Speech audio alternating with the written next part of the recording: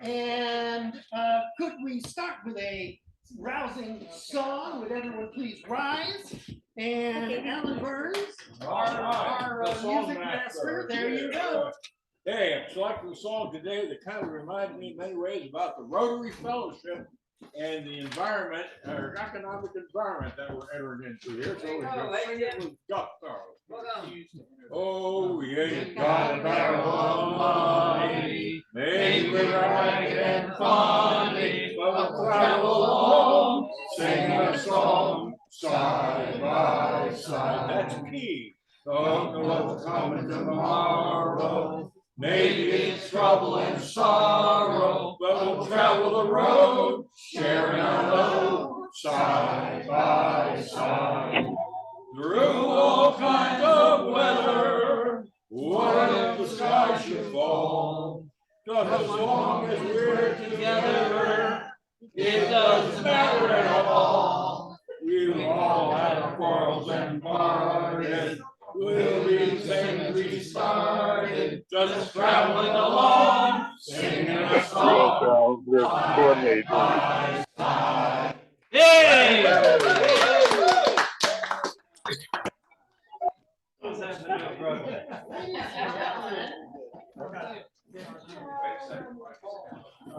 Would you please turn and join me in a Pledge of Allegiance? I'm sorry, I can't turn my back on you all for a moment. Hey! That's the problem. Please stand for the Pledge of Allegiance. I pledge allegiance To the flag of the United States of America and to the republic for which it stands, one nation under God, indivisible, with liberty and justice for all. Would you please join in meditation or prayer as you choose, as I say, bless this food to our use and us to thy service. Amen. With the ladies and any guests that we have today, please come join us at the front. Are you our speaker? There's no sir? food. There's no food. There's no food. There's no food. No. I do. You wanted to eat? All right, well, we'll be rationing crackers momentarily. Hey, so Thank you. I have a point of order. What's Point of that? order. Need to remind them we're here. Hey, on the pledge of allegiance. Hey! Point of order. Pledge of allegiance. There is no comma after one nation. Okay, it's one nation under God. No Okay. comma. Okay. No comma. All right. Thank you for that. There's also no justice for all. Okay, so everyone, have a Your fault. seat. I'm gonna go look Everybody. at the food. We're up to everybody. Right Oh, I'm so We have an glad. announcement. Oh, did you see? Okay. That's great. But good. Why don't you sit? Will you sit with them and I'm gonna go see about the food. The two seats over there. Where's that? Over there, right? Right over there, buddy. Well, I guess we can sit down. MC 10. There you go, Paul. Thank you. All right, go on. And who are you, sir? This is My Tim. name is Tim. He's our speaker. Tim, how are you? I went on an echo tour with Tim Okay. when my brother was visiting from England. Slide this way a little bit. You're blocking the, And Tim, if you would slide this way a little bit. and Tim had such a fascinating history that You invited him. that I invited him not only to be a guest but to be a speaker. And join Rotary. Okay. Oh, you're on TV. There you go. So are you, Paul? Tim, you were town manager for a while, right? What town? Hmm? Town managers? Of Cape Charles. Okay, Charles. Oh. Way back. Yeah. He's done lots of things. He'll give a fascinating talk, I'm sure. After you eat, right? Yeah, if we get food. We're a little behind. We got no We're food. fellowshipping now. Is everybody fellowshipping? We usually have our food well before now. I really great. I really enjoyed Saturday. Do we need to remind them? Like old times. I'm hungry. This is a big group. We've got like 39 members. And we usually get 20 something people that are lunch meetings. So, Are you staying busy on your boat? Hi, Nettie. I am. Good. Nettie, did you get the And, email? yeah, as busy as I want to be. Zoom password is changed again. Oh, the password's wrong. Yeah. Again? Yeah, again. About 2 weeks ago. Zoom said I change your got password. with her. So, I'm going to stop recording because we don't. 7 days out there. And We record it.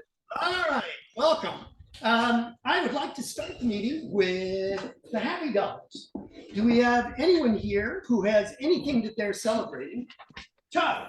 I don't know if celebrating is the right word, but my daughter had surgery on Friday for kidney stones. All went well, and she's actually going back to work today. Great. That's worth $50, right? Yes, that's right. Right. Was that a Thank happy you. dollar? $5. Who can? Bill. Well, Jackie and I want to keep banging the drum for the district conference in mid-October, right, Jackie? I don't know what you're talking He's talking about giving away more of your money. about.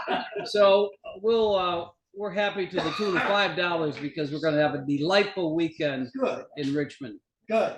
I hope to attend. And by the way, it really is, I have found all of the trainings that I've gone to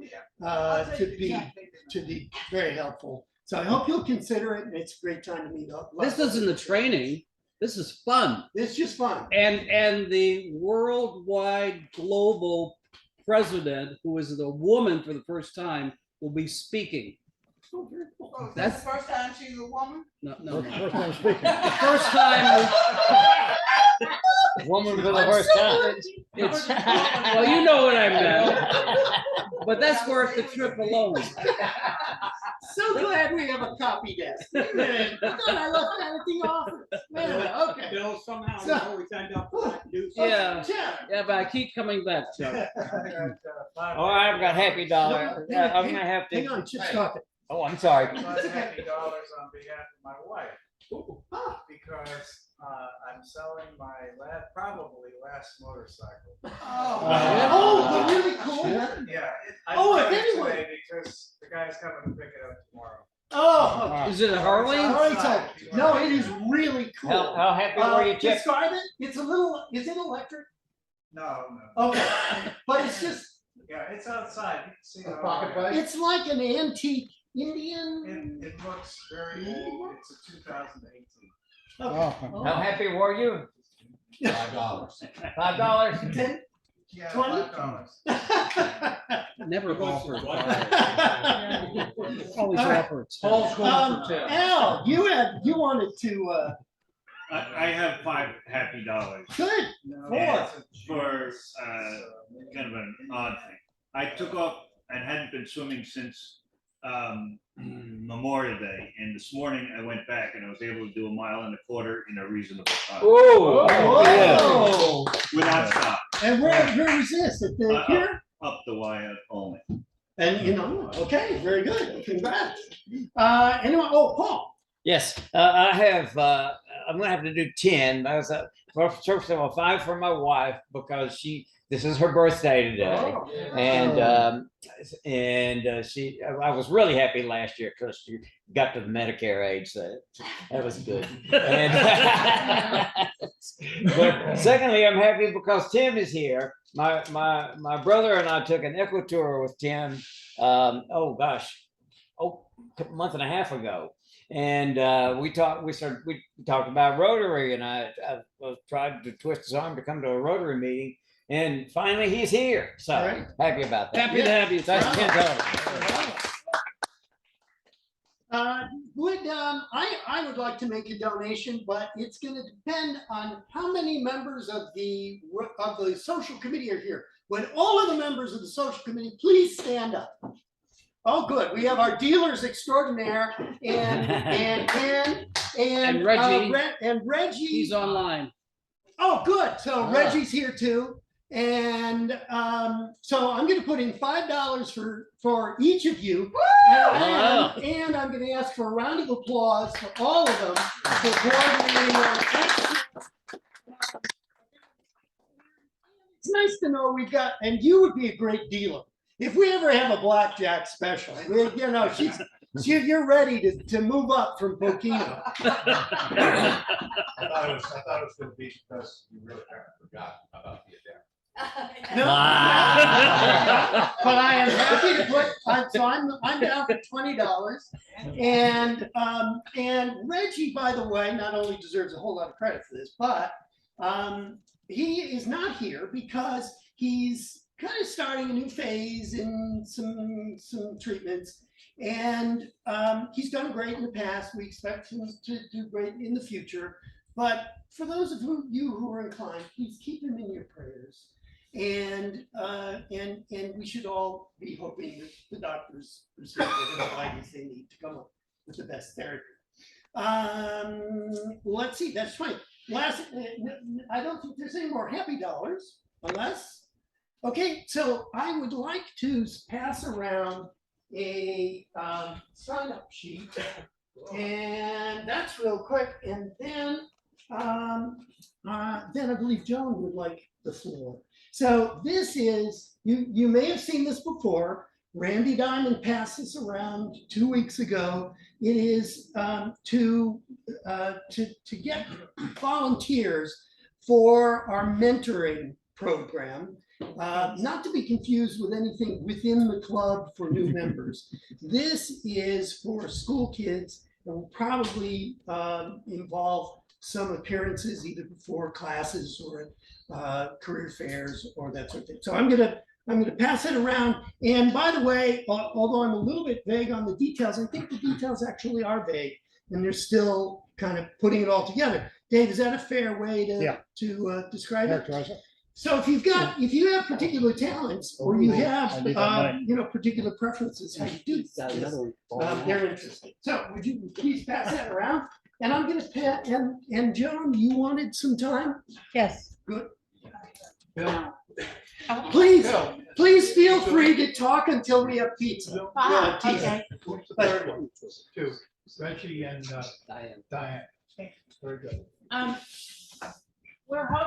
Rotary is hosting the candidates forum again this year for Cape Charles elections.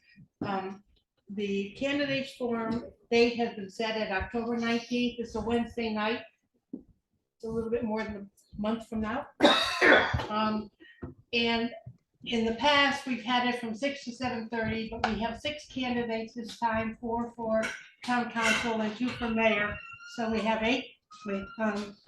So I'm thinking that maybe we should set the time from 6 to 8 p.m. We can always end early, but give people an opportunity.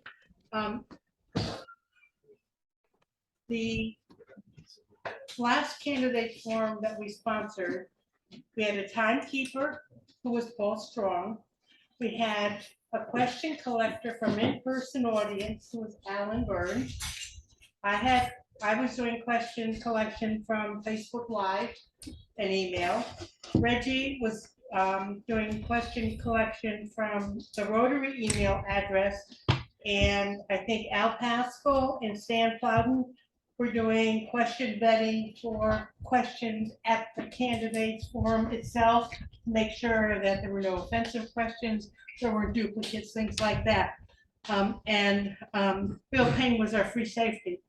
And of course, our moderator. He just went long. That's what we covered last year, though. Okay. So nobody leaves the room? So anyway, I would like everyone to think about whether or not, if you have done this in the past and you're willing to do it again, let me know. If you haven't done it but are interested in doing it, let me know, and let me know what position you'd like to do. And I can send out, or I can give you the 3 questions that we asked the candidates 2 years ago, 1 year ago, and I think they're still appropriate. But we have a group who can review it. Paul, I think Paul and Bill Payne may have been the ones to vet the questions we send to the candidates a week in advance, so they can prepare their answers and then give them. The rest of the questions are live and they get to answer them. So let me, or Bill know Yeah. if you're interested in continuing to do what you did, or you want to jump in with us. Chuck Any has a questions? question. Is this gonna be a combination online and in person? It will be online Facebook Live, which means people cannot ask questions, but they can view, they can send in questions, sort of like chat, Okay. but by an email. But yes, it'll be online. It'll be at the Civic Center, starts at 6 o'clock. Last time we asked candidates to be there at 5:30, so we could get them settled and get everything organized. And I want to get this information set up now because I need to coordinate with the town clerk. And I don't want to give her, I want to give her plenty of time to schedule, because this is after hours. You know, so it's her time she's donating. What's the date? It is October 19th. It's a Wednesday, and it's from 6 to 8 PM. And the volunteers probably could be there at 5:30 or a little bit earlier. Did you say where it was? Pardon? The city, okay. I didn't hear the question, but I guess you got an answer. See, it's where it was, and it's. It is at the Civic Center. Thank you. All right. Any other questions? Okay, so we're good? Signing up for same? Thank you. Okay. All right, well, folks, it's time to eat. So could we have with our guests, really especially micro businesses, and that primarily what he's going to talk about today. He's also a friend of Paul Strong, and he is the owner of Virginia Coast Eco Tours. Which is based here in Cape Charles. So there's lots of good things he can tell us. Okay, Thank well, you. thank you, Jim. And thank you, Paul, for inviting me. Thank you to everybody for taking a couple minutes to listen to me. Jim, I made some notes, so I won't forget what I'm going to say. So go through here. When Paul asked me to come and they asked me what I wanted to speak about, I said, well, I'll talk about micro business or micro enterprise. And that's for people like me who weren't never as successful as people like you who made a lot more money in business. In the early stages, I guess the first time I had an encounter with micro business was about 50 years ago. I was a Peace Corps volunteer in Nicaragua, and I was wandering around trying to find something to do and trying to learn to speak Spanish and not doing that well at either. And I met some guy in this little town who had a garden. And you know, a little like vegetable garden down by the river. He had about an acre and a half, but he didn't have that anymore because he couldn't pay off the loan for the pump. So I was the big rich Ringo, and I said, well, yeah, I got some money. I'll give you a couple $100 and we'll go into this together. So I walked down to the river there one day, and I looked up, and here came Salvador Gutierrez with an ox cart and his wife sitting on the ox cart and 5 kids. And he was moving his whole family down to the river because now they had the pump again and they could work the garden for the summer. And I looked and I thought, my God, what's going to happen? And I was just kind of astounded by the power that a couple $100 could do, and just how desperate people were for capital throughout the rural areas of that country. So let me, I've said this before a couple times, when you kind of reach my age, or you can look back on life and kind of give yourself a report card, man. I got like probably, looking back on life, I probably got about a B+ in terms of taking tests. I got about a C in terms of common sense, but I did pretty well with taking tests. So let me give you some definitions. Micro business is a company with 5 employees or less, including the owner, and they represent 92% of all the businesses in the United States, about 25.5 million businesses, and they represent 31% of all jobs. By comparison, there's 22.5 million people that work in government, 24 million people, 25 million people that work in micro businesses, and 29 million people that work in education and health. Some studies break down micro businesses into 5 types. One, the owner works full-time and the business makes less than $50,000 a year. That's 30% of all the businesses. Second, the owner works full-time and they make more than $50,000 a year. That's the business, and that's 29%. Part-time ownership, part-time, the owner works part-time and it's not the primary source of income, that's 26%. And then part-time, the primary source of income, that's 11%. Then 4 is other. So you can see there's all kinds of micro businesses, from lawyers to hairdressers to doctors to consultants. Yeah, and they're all lumped in. Before I came to Cape Charles in 2005, I had kind of a gap there. My last civilian job I was a planning director in Franklin County, Virginia for about 8 years. And I was actually a member of the Rotary in Franklin County, Virginia. So I would sit there as as the socialist planning director there with all of the, with all the business owners who were a little bit suspicious of me, but we got along. But I actually started up a micro business program and got some funding from the state. And there's three ways that you can start a business. One is that you can get government assistance through the Small Business Association, or the SPCA. You can get a group of investors to back you, or you can use your own money. We tried to do it with government help and mentorship, and I guess it was moderately successful.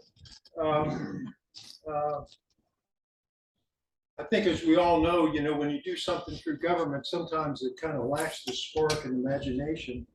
Why people get into doing something, because they have a drive to do it, and somehow when you mix in somebody else's money like that, but it's kind of money that that there's not somebody selfish at the other end who's looking at you and saying, "What are you doing with my money?" That sometimes it just kind of bland and lacks some of the drive some of the time.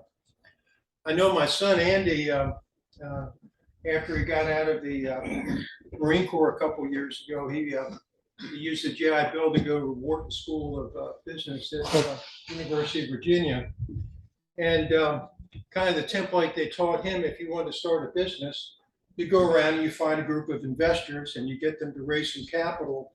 And basically you sell yourself to them and say, well, I'm either gonna start up a business, or I'm gonna buy a business, and I'm gonna turn it around, and then you'll be the board of directors. I'll answer to you, and then we'll grow it, or we'll sell it for a profit, and then move on to the next one.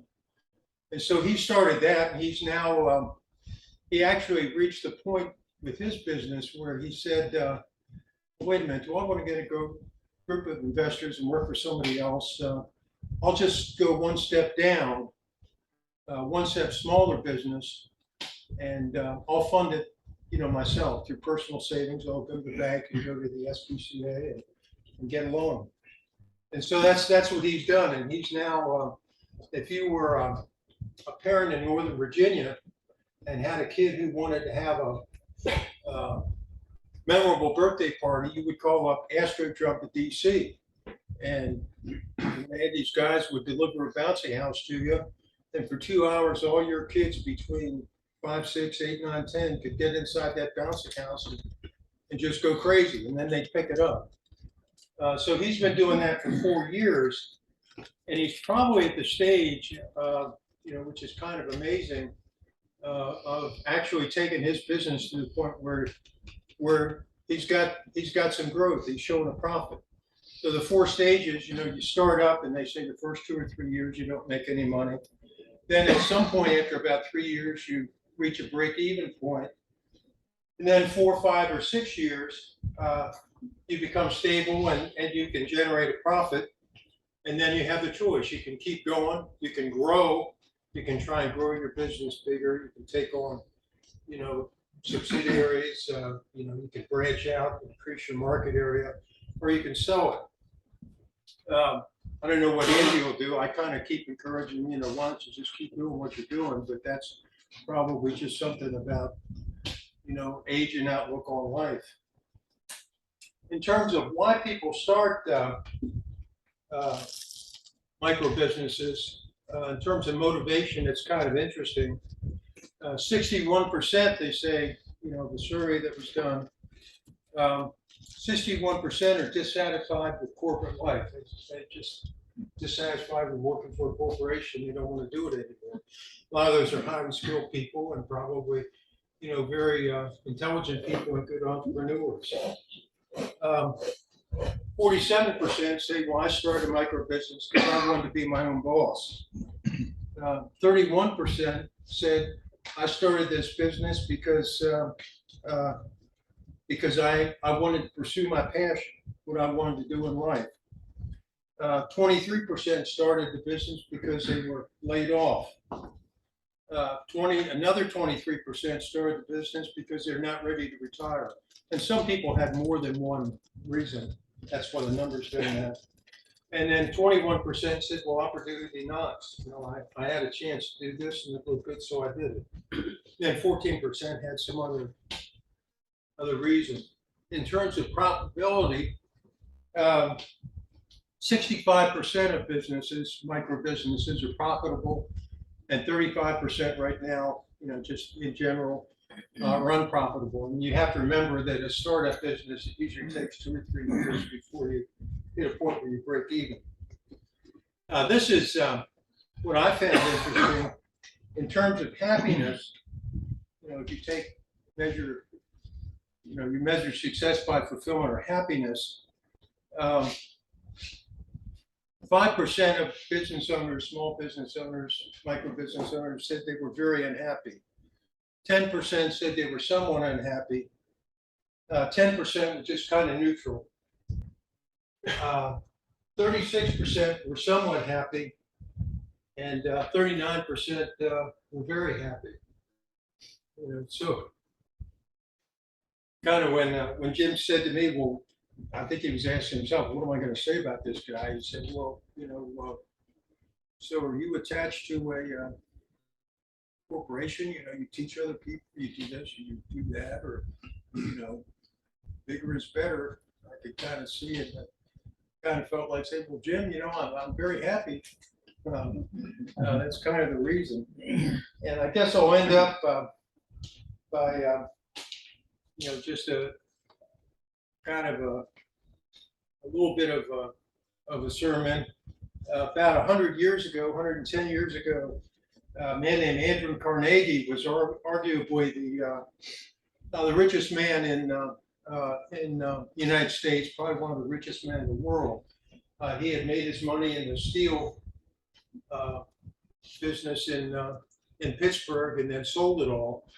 And he wrote a little book, 70, 80 pages, called The Gospel of Wealth. And he asked himself the question, well, what is the essence of capitalism? The essence of capitalism is to accumulate wealth.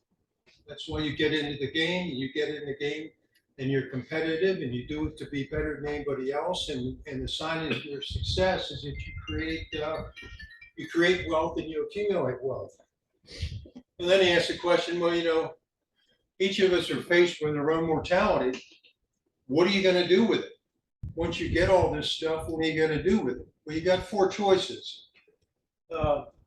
One, you can leave it to your family. But he kind of analyzed that and said, well, what does that do? He said, that's kind of like cursing people. Because the essence of capitalism is to be everything that you admire in a good capitalist. independent, they're determined, they're driven, they're motivated by passion. If you just give people money, it's like a curse on them. It doesn't build their character. It just being given money in a way destroys character. That's what Andrew Carnegie thought. I'm not saying. Second thing you could do with it is you could do nothing. You can just say, well, the hell with it. It's hard to think about.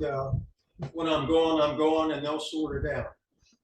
And that kind of a cop out is, and he classified that as being a coward's way out. So he said the third thing you could do with your money, is you could leave it to the state. And you could leave it to a bunch of political bozos. I mean, why would you want those bozos making decisions about that all that money that you're worth? So the answer that he came up with, the last thing he said was, well, you can become a philanthropist, and you can take the money and you can design it in a way that it will do good for people, for things that you cared about. Hence the Carnegie Foundation that, funds a lot of things. I think the Carnegie Institute, and there's a public library, and there's a theater, and there's many things that the Carnegie Foundation does. I read just in the news a couple days ago about Renee Chenault, the owner of Patagonia. The shirt I'm wearing is from Patagonia. Took his money and said, well, what am I going to do with it? Well, I'm going to create a nonprofit corporation that will carry on, the work that I care about. He's also, he's an older man now, but he was a very famous mountain climber who enjoyed the challenges and had a number of first ascents of mountains, and he's done a number of other things. And also, he's a very shrewd businessman. I think when he built this tax structure, built this nonprofit structure, he found a way to avoid paying a lot of taxes by doing it, so that actually it kind of multiplied the impact of his money. So those were his. That was his choice, and that was Andrew Carnegie's choice. Of course, just kind of a disclaimer going back, Andrew Carnegie said, of course, you have to provide for your family. You leave enough money for your family so that you're, if you leave behind a spouse or, you leave behind dependents, that they're well taken care of. But he had so much money, so many billions of dollars that, he just felt that would be a burden that he didn't want them to carry. Now, I guess I'll end by talking just a little bit about my own business. Virginia Coast Eco Tours, what I do is I'm a certified kayak guide. I take people out. I like to instruct them and take them out on the water. I'm also a U.S. Coast Guard licensed charter boat captain. I don't have a big boat, and I don't want to sell my boat that I have and get a bigger boat. I'm fine exactly with the boat that I've got. I like to go up into the marshes and creeks, and I enjoy taking a limited group of people out. And so the idea of growth, kind of like the fourth stage of a small business we can grow. I would just suggest to you that growth doesn't have to be just defined in terms of beyond a certain point. Doesn't have to be defined in terms of the balance sheet and how much money you make. It can also be personal growth. I wouldn't trade the experiences that I've been able to have over the past few years with my guests, and also the places I've gone in the world and seen, that I've kind of used eco tours as a vehicle to accomplish those things for anything. But I mean, not just me and not just my choice. So I guess in terms of the reasons that you start a business, I kind of said, I want to do this to pursue a passion. I had spent, 30 years of my life worried about how to make mortgage payments and how to get my kids through school. kind of that was done. I said, okay, well, what do I do next? You know, when faced with my own mortality, kind of do something that I enjoy doing. So. And that's all I got. Thank you.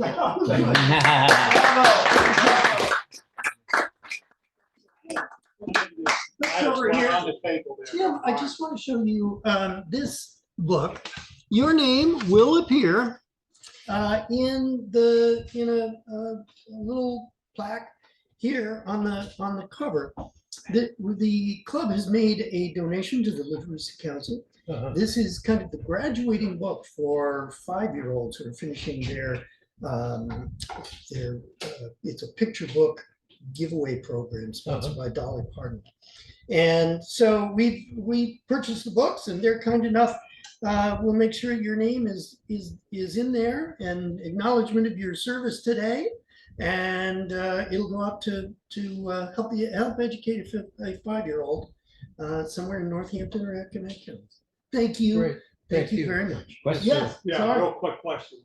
You started off your speech talking about a small farm. Are farms considered micromanaged businesses? Is that part of your percentages of micromanaged? Gee, that's a good question, and I'm not sure the I answer. was just curious. Yeah, Okay. yeah. Well, what kind of businesses do you, or what, is there a particular industry where you most frequently work with companies? I think tourism and hospitality. Appropriate for Cape Charles. Yeah. Okay, great. How many companies have you worked with here in this area? How many companies? I couldn't tell you. I don't where my referrals come from. I know I get a lot of referrals from folks staying at the Cape Charles Hotel. I get, a number of referrals from people that are here for a week, I guess through VRBO. And so you wind up working outside of the area even though you're based here? Yeah. Oh, cool.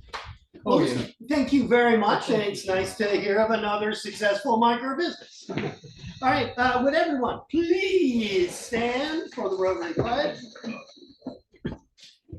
Is it the truth? Is it fair to all concerned? Will it build goodwill and better friendships? Will it be beneficial to all concerned? And Stanley's not here. Number 5 on his behalf. Will we have fun? Good. Thank you all. Go forth and service above self. Thank you. Okay. And you're welcome to come back anytime. Thank you. Yeah. And have her